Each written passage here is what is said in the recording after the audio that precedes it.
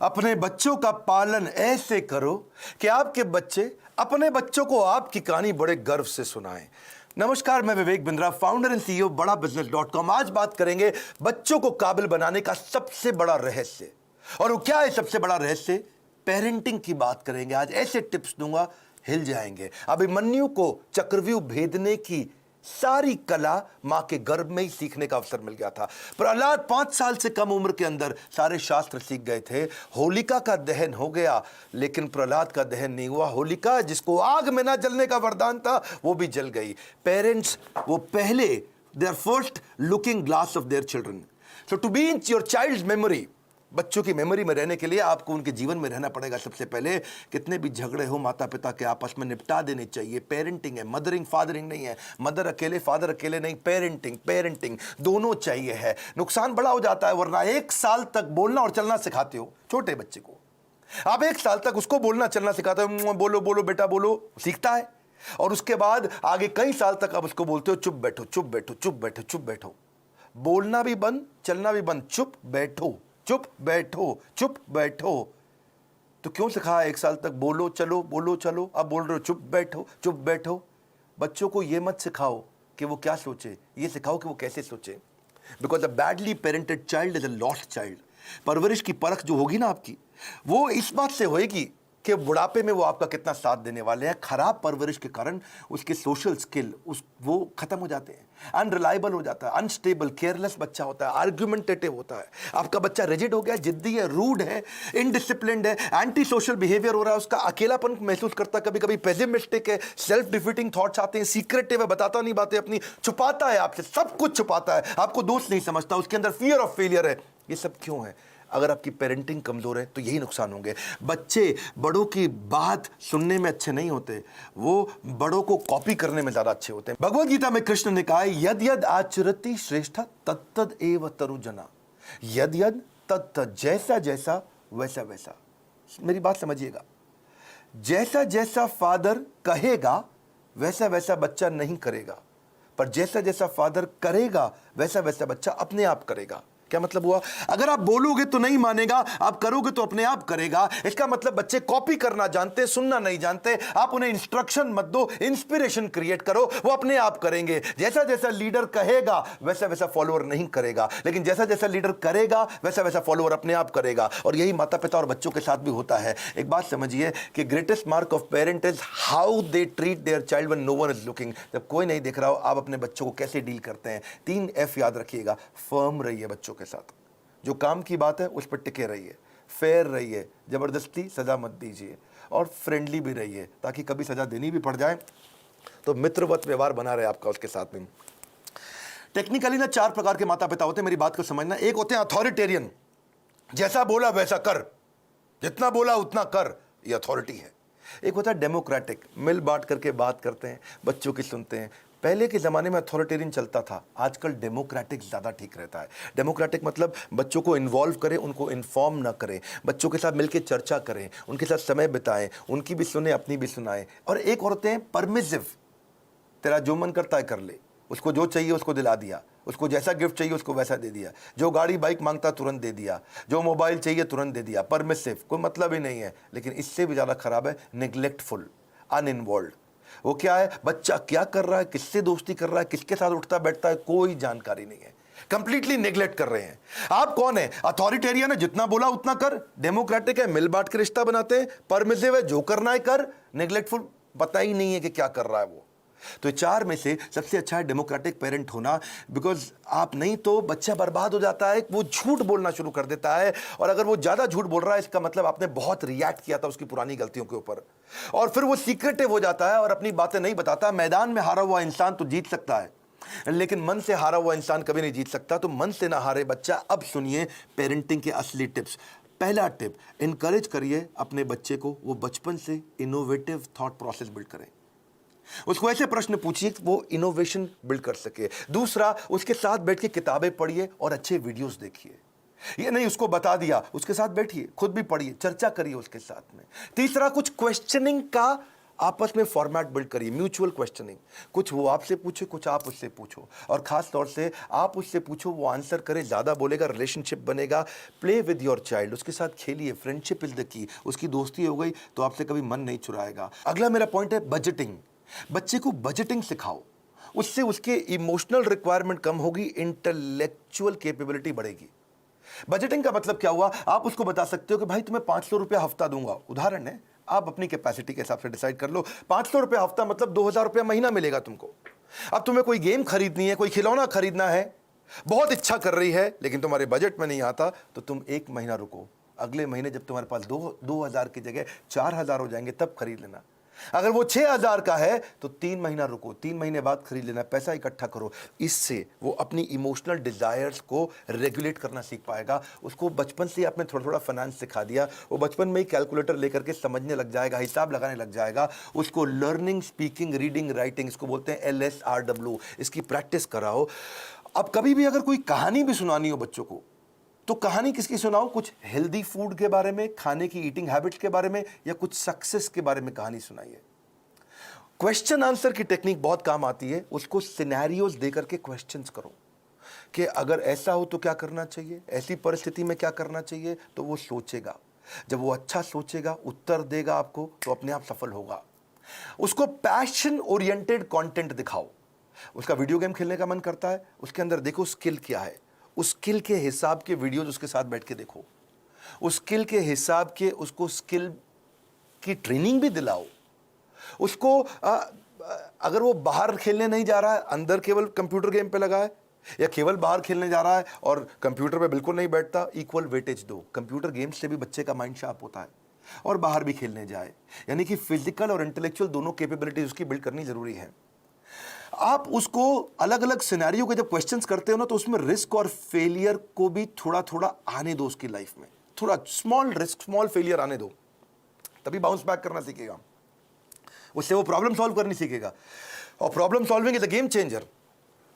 मेरा एक important suggestion है, अपने बच्चे के साथ में मोटिवेशनल कंटेंट बैठ करके कंज्यूम करें, यानी इससे उसका कैन डू एटीट्यूड बढ़ेगा। मैं भी कर सकता हूं। मोटिवेशनल कंटेंट के लिए जो भी अच्छे वीडियोस हैं, केवल मैं मेरे वीडियोस नहीं बोलता हूं, कई प्रकार की इंस्पिरेशनल स्टोरी बेस्ड वीडियोस आते हैं, कई एनिमेटेड वीडियोस होते हैं। उसके साथ बैठो, देखो, उससे पूछो आपने क्या सीखा, फिर आप बताओ आपने खुद क्या सीखा, फिर वो बताए उसने क्या सीखा। तो इससे उसके अंदर कैन डू एटीट्यूड बिल्ड होगा, और हो सके तो थोड़ा ऑर्गेनाइज करने में उसकी मदद करो। उसके साथ बैठ करके देखो, अपने आप बच्चा ऑर्गेनाइज कभी नहीं होगा। बेड लगाना तो आप मत लगाएं, अगर आप माँ हैं, बच्चे को साथ में लगाएं कि हम दोनों मिलकर आज बेड लगाएंगे, हम दोनों मिलकर आज अलमारी सेट करेंगे, हम दोनों मिलकर आज वॉशरूम साफ करेंगे, हम दोनों मिलकर के आज अपनी स्टेशनरी को ऑर्गेनाइज करेंगे, हम दोनों मिलकर के आज किताबों के कवर चढ़ाएंगे। और उसके बाद धीरे धीरे आप उसको बोले अब तुम करके दिखाओ, पहले आप करो और वो करे साथ में, फिर उसके बाद उसको बोलो अब तुम अकेले करके दिखाओ मुझको। उसकी थॉट प्रोसेस अगर बिल्ड होना शुरू हो जाए तो उसको प्रेज करो, तारीफ करो। उसको कभी कोई स्टोरी सुनानी हो तो ग्रोथ माइंडसेट की स्टोरी सुनाओ। आपको उसकी तारीफ करनी, actions that are appreciated they get repeated. तो जिस एक्शन पे आप उसको अप्रिशिएट करेंगे, उस एक्शन को बार बार लेगा। जिस व्यवहार पे दोगे पुरस्कार, उसी को तो वो दोहराएगा बार बार। और आप क्या करें, जब भी चर्चा करनी हो, गोल ओरिएंटेड चर्चा करो, फ्री फ्लो चर्चा नहीं होनी चाहिए। और क्या मजे हो रहे हैं, बस आप लगे ही हुए, इसके बाद कुछ भी बात किए जा रहे हैं। सोचिए मैं इसको कैसा बनाना चाहता हूं, उस सब्जेक्ट की कहानियों पे चर्चा करो, गोल ओरिएंटेड। हाँ, बच्चे को माइक्रो मैनेज मत करिएगा कभी भी। छोटी मोटी गलतियां करता है, करने दो, हर समय नहीं टोकना। आप पॉजिटिव साइड बिल्ड करिए, नेगेटिव साइड अपने आप चली जाएगी। नेगेटिव साइड को मना करोगे कभी नहीं जाएगी। तो इसलिए पॉजिटिव सोल्यूशन ओरिएंटेड क्वेश्चन पूछो। अगर वो कोई गलती कर भी देता है, बताओ मत तूने ये गलत किया, उससे पूछो इसको और अच्छे से कैसे कर सकते थे बेटा, इससे अच्छा तरीका क्या है। ये क्या है, पॉजिटिव सोल्यूशन ओरिएंटेड क्वेश्चन। बेटा आपको क्या लगता है सबसे इंटेलिजेंट बच्चे इसको कैसे हैंडल करते, बेटा आपको क्या लगता है सबसे अच्छा तरीका इसको करने का क्या हो सकता है। तो वो बेचारा कंपल्शन में आपको सही आंसर देगा। जब वो बार बार सही आंसर देगा, बार बार सही आंसर देगा, तो उसके संस्कारों में बैठना शुरू हो जाएगा, और धीरे धीरे वो वैसे ही प्रैक्टिस में भी आ जाएगा उसके। इसके बाद इसी का तरीका, इसी को बोलते हैं इन्वॉल्विंग पेरेंट बनना, इन्फॉर्मिंग पेरेंट नहीं बनना है आपको। और तभी आप उसके सोशल स्किल और इमोशनल लर्निंग्स बिल्ड कर सकोगे। जो मैंने बजटिंग बताया था, मुझको याद आया, इससे उसकी इमोशनल ग्रेटिफिकेशन को आप डिले भी कर सकते हो। इमोशनल ग्रेटिफिकेशन डिले होगी तो बच्चा कहां से कहां पहुंच जाएगा। आप रूटीन बनाने का प्रैक्टिस करिए, पहले खुद का रूटीन बनाइए, तभी बच्चे का बनेगा। ये नहीं कि आप आजकल वर्क फ्रॉम होम में बिस्तरे पे पड़े हुए हैं तो बच्चा भी ऐसे ही लेटा रहेगा, बैठेगा, अपनी क्लास नहीं अटेंड करेगा वो। तो और क्योंकि आप स्ट्रगल करते हो रूटीन फॉलो करने में और वो भी ये स्ट्रगल करने लग गया, तो पूरा परिवार आगे बढ़ेगा, इंप्रूव करेगा। उसको अगर और स्टोरी सुनानी हो, जैसे मैं स्टोरी की बात बार बार कर रहा हूं, तो डिसिप्लिन की स्टोरी सुनाओ। और अगर वो डिसिप्लिन नहीं है तो चिल्लाओ मत, डिसिप्लिन की कहानी सुनाओ, तभी धीरे धीरे इंप्रूव करेगा बच्चा। अगर आपने उसको बोला ना, बेटा सॉरी बोलो, आंटी को सॉरी बोलो, बेटा तुम गलत कर रहे हो सॉरी बोलो, सॉरी बोलो, समझ नहीं आ रहा मैं कह रही हूं सॉरी बोलो, बड़ा बेकार बदतमीज बच्चा, सॉरी बोलो, तो वो क्या करेगा, उसको लगेगा सॉरी बोल दूंगा बच जाऊंगा, अच्छा सॉरी, उसको लगा ले मम्मी चुप हो गई, ठीक है आगे से मत करना। अब वो चला गया, उसको लगा देखो जल्दी बच के निकल गया मैं, सॉरी बोलो सॉरी बोलो सॉरी बोलो, कुछ नहीं होगा, सॉरी सोचो, सॉरी सोचो। डीलिंग ठीक नहीं करनी है, फीलिंग ठीक करनी है, कंटेंट ठीक नहीं करना है, इंटेंट ठीक करना है। फ्रूट्स बाद में मिलेंगे, पहले रूट्स चाहिए आपको। तो डिसिप्लिन की स्टोरी सुनाइए उसको, ताकि वो थॉट प्रोसेस बिल्ड हो जाए। पब्लिक में उसकी बेइज्जती कभी मत करो, आपको पब्लिक में उसकी तारीफ करो, बेइज्जती कभी करनी है, या बेइज्जती मतलब थोड़ा करेक्शन भी देना है तो प्राइवेट में करो, अकेले में करो। क्योंकि कंपेयर, कंप्लेन, क्रिटिसाइज ये कैंसर है। रिकॉग्नाइज, रिफॉर्म, रेक्टिफाई, यही उसको ग्रोथ देगा। बात समझिए कि आप उसका नेचर बदल ही नहीं सकते, आपको नेचर बिल्ड करना है, नेचर बदलना नहीं है, नेचर डेवलप करना है आपको। कभी परेशान हो तो उसको हक करो, उसको पॉजिटिव टच दो अपना, तभी बात बनेगी आपकी। उसको नए नए प्रकार के स्किल सेट सिखाओ। आजकल तो कोडिंग बचपन से बच्चों को सिखा रहे हैं, 5 साल का बच्चा भी आजकल मोबाइल ऐप बनाने की तैयारी कर रहा है। Code academy, white hat junior, code monkey, code Avengers, ये बहुत सारे अपॉर्चुनिटीज है जहां से आप बच्चे को कोडिंग सिखा सकते हैं। उसकी सेल्फ एस्टीम की बकेट को आप भर पाओगे इससे। एक्चुअली सेल्फ एस्टीम से याद आया, एक होता है इमोशनल कप। हर बच्चे का एक इमोशनल कप होता है, इसको ऐसे समझो। जिस बच्चे का इमोशनल कप खाली हो जाता है वो बच्चा बहुत गलत डायरेक्शन में जाता है। जिसका इमोशनल कप भरा होता है वो हाई सेल्फ एस्टीम के साथ ठीक आगे चलता है। इसके लिए आपको love, affection, sense of security और अटेंशन देना पड़ेगा, उसका इमोशनल कप भरा रहे। अगर आपने उसके साथ खेले, फ्रेंडशिप किया, क्वालिटी टाइम दिया और प्रेम किया, उसको प्रेज किया, अप्रिशिएट किया, उसका कप भरा रहेगा। लेकिन अगर आप उसको पब्लिक में बेइज्जती किया, क्रिटिसाइज किया, एब्यूज किया, निगलेक्ट किया, उसका ह्यूमिलिएशन किया, उसको पनिशमेंट दिया बिना किसी रीजन के, वो अकेलापन महसूस करता है, फेलियर महसूस करता है, रिजेक्टेड महसूस करता है, उसका इमोशनल कप खाली हो जाएगा बिल्कुल। और फिर वो इमोशनल कप भरने के लिए कहीं बाहर जाएगा, किसी और के पास जाएगा, गलत दोस्तों के पास जाएगा, गलत जगह पे जाएगा, गलत वेबसाइट्स खोलेगा। वो लोगों से अपने इमोशनल कप को भरने के लिए खींचेगा तरीके, मिसबिहेव करेगा अटेंशन गेन करने के लिए, मैनिपुलेट करेगा, जेलसी हो जाएगी उसको दूसरों को देख के। आइसबर्ग देखा है आपने? आइसबर्ग को समझो आप, इससे समझ आएगी आपको बात। आइसबर्ग होता है वो बर्फ की चट्टान जो समुद्र के अंदर होती है, लेकिन 10% दिखती है, 90% पानी के नीचे होती है। आइसबर्ग में पानी के नीचे बहुत बर्फ है, वो दिखती नहीं है, दिखती 10% है, खाली ऊपर ऊपर। बच्चों की जिंदगी भी ऐसी आइसबर्ग के जैसी है। अगर उनका एंगर, उनका स्क्रीमिंग, वो चिल्ला रहा है, वो कोई बात छुपा रहा है, वो वायलेंट हो गया है, अग्रेसिव हो गया है, वो रो रहा है, ये खाली 10% ऊपर दिख रहा है, इसके नीचे 90% बहुत कुछ था। उसकी एंग्जाइटी, फ्रस्ट्रेशन, उसका डिस्ट्रेस, उसका ट्रस्ट ना कर पाना, उसका फेलियर, उसका ग्रीफ, उसका अनश्योर होना, उसका स्ट्रेस में होना, अटैक्ड महसूस करना, उसका हर्ट महसूस करना, उसका वरिड, अलोन, लोनलीनेस फील करना, ये सब समुद्र के नीचे था। और समुद्र के ऊपर क्या है? थोड़ी सी बर्फ दिख रही है। आप उस बर्फ को लेकर ट्रीटमेंट कर रहे हो, जो नीचे दिखती हुई बर्फ को लेकर कर रहे हो, जो नीचे छुपी हुई बर्फ है, उसको ठीक करना है। इसलिए करेक्शन नहीं, इंस्पिरेशन। बच्चे पता है, अगर आपको उनको सफल बनाना है, उनकी सफलता का स्कोर बोर्ड बना दो, गेमिफाई कर दो। इसको क्या बोलते हैं? Gamification of value inculcation. अगर आप उनमें संस्कार डालना चाहते हो तो गेमिफाई कर दो उसको। इसको गेम देखो, बिकॉज अगर स्कोर बोर्ड बना दोगे ना तो वो जीतना चाहेंगे। देखा आपने, क्रिकेट का स्कोर बोर्ड होता है, बास्केटबॉल का स्कोर बोर्ड होता है। जैसे स्कोर बोर्ड चालू होता है, बच्चे जल्दी खेलते हैं, एनर्जी से खेलते हैं। जब टेस्ट प्रैक्टिस मैच होता, क्रिकेट में भी पहली बॉल प्रैक्टिस बॉल फेंकते, सुना आपने? कौन खेलता है उसमें? बल्ला घुमाता नहीं बच्चा, ठीक, क्या फर्क पड़ता है, आउट भी हो जाए तो भी कोई फर्क नहीं पड़ता। लेकिन जैसे ही स्कोर बोर्ड शुरू होता है, बच्चे जान लगा के खेलते हैं, अबे जीतना है अपने को, एनर्जी आ जाती है उनकी। वैसे ही आप भी कुछ इसको वैल्यू, संस्कारों को बिल्ड करने के लिए गेम क्यों नहीं बना देते? कोई टोकन लेके आओ बाजार से, उस पर 1 रुपया, 2 रुपया, 5 रुपया, 10 रुपया लिखो टोकन पे, और उनके साथ डिस्कस करो। अगर ये बिहेवियर करोगे तो तुम्हारे इस बॉक्स के अंदर मैं 2 रुपए का टोकन डालूंगी, 5 रुपए का डालूंगी, 10 रुपए का डालूंगी, या डालूंगा अगर आप पिता हैं तो। और अगर तुमने ये गलत बिहेवियर किया तो ये टोकन बाहर निकल जाएगा, तुम्हारा रोज का स्कोर बोर्ड बनेगा शाम को। अगर वो सुबह टाइम से उठा तो 2 रुपया मिला, अगर उसने ब्रश टाइम से किया तो 2 रुपया मिला।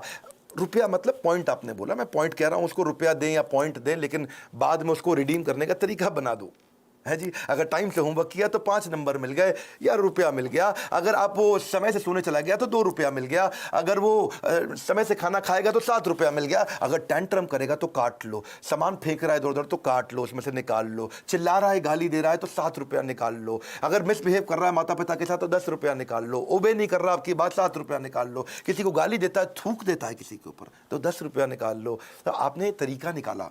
इससे क्या होगा, शुरू शुरू में तो पॉइंट के चक्कर में वो अच्छे बिहेवियर्स को प्रैक्टिस कर जाएगा, पर आने वाले समय के अंदर वो उसकी आदत बन चुकी होगी, वो उसके बिहेवियर में, उसकी प्रैक्टिस में आ चुका होगा, और फिर उसकी लाइफ, इसको बोलते हैं गेमिफिकेशन। बच्चे को अकेला मत छोड़ो, इतना बच्चों के आंसू ना कड़वे होते हैं, उन्हें मीठा करना है आपको, उसकी जिज्ञासा गहरी होती है, उसको शांत करना है, उसका दुख बहुत तीव्र होता है, इसलिए उससे ले लो, उसका हृदय कोमल है, उसे कठोर मत बनाओ। Your children will become what you are, so be what you want them to be. बड़ी सिंपल सी बात है भैया, अगर आप दोनों का आपस में झगड़ा भी है पति पत्नी का, बच्चों के लिए सुलझा लो, आओ साथ में बैठो, बात करो, प्यार करो दूसरे को, ताकि बच्चे का जीवन सुरक्षित हो सके। ये फादरिंग नहीं है, मदरिंग नहीं है, ये पेरेंटिंग है। गलती किसी की भी हो, आप दोनों में से ईगो को साइड में रखो, बच्चे को और सिखाओ, आगे बढ़ाओ। हमने भी बच्चों के लिए बहुत प्रोग्राम्स बिल्ड किए हैं।